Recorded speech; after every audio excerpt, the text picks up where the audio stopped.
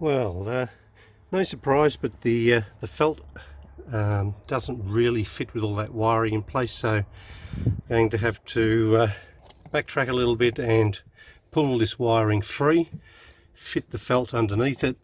I was hoping to do it the other way around, but anyway, lesson learned. So I've freed up all the wiring again, and I'm now going to sort of work on getting that felt in place. So yep, I'll do that and be right back. So when you put the felt in the right way, i.e. under the wires, it fits much better.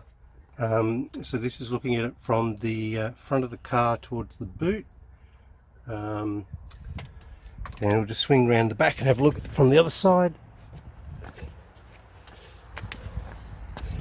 Okay, so yep, that came up pretty nice. I had to do a bit of trimming just here, and a little bit of trimming just to fit it around the top, but you know, it pretty much just went straight back into its stock position. So that's an extra layer of sound deadening around the wheel arches as well.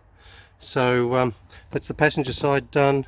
Now I need to swing over and do the driver's side, and once again undo all of that beautiful wiring work that I've just finished before. Anyway, let's get to it and I'll be back soon. Okay, that's the felt liner installed on the driver's side. Everything's sort of patched up again. While these little foam bits look pretty flimsy, they're actually pretty well, yeah, they hold on pretty well. So they're really just to hold the stuff in place underneath the trim and stop it rattling around. So yeah, pretty happy with how that came out. So the next step is to get the trims in and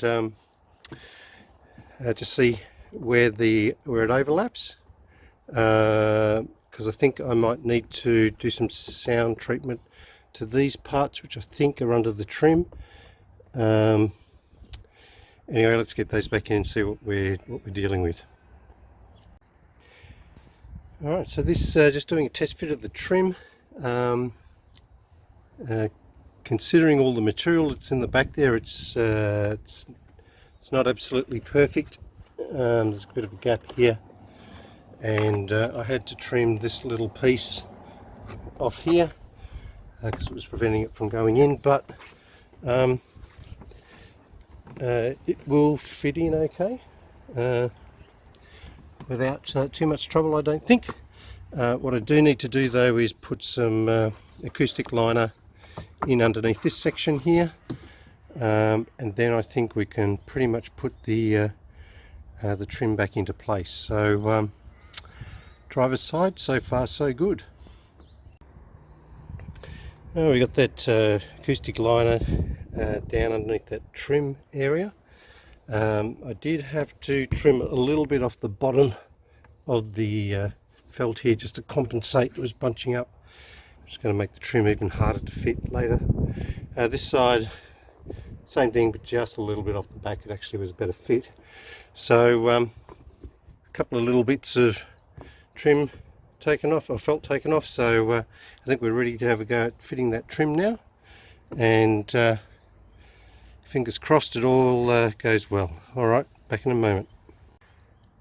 Alright, so doing a bit of modification on this side. The foam straps just weren't really cutting it, so I've replaced those with some cable ties, sort of thread through the felt, and I've also applied some upholstery adhesive to the back of the felt to stop it from moving around too much on both sides. So now we're ready to sort of fit all the clips and fit the trim in. So I'll be right back after I've done that. Alright guys, so still working on the reinstalling the boot trim. So we've got the driver's side in now, and a couple of well positioned studs in place just to hold it from moving, and considering everything, it's a pretty good fit. all the way around here, around the boot area. Looks pretty good. And then on the passenger side, done the same thing. We've got it fitted. Once again, it's pretty snug.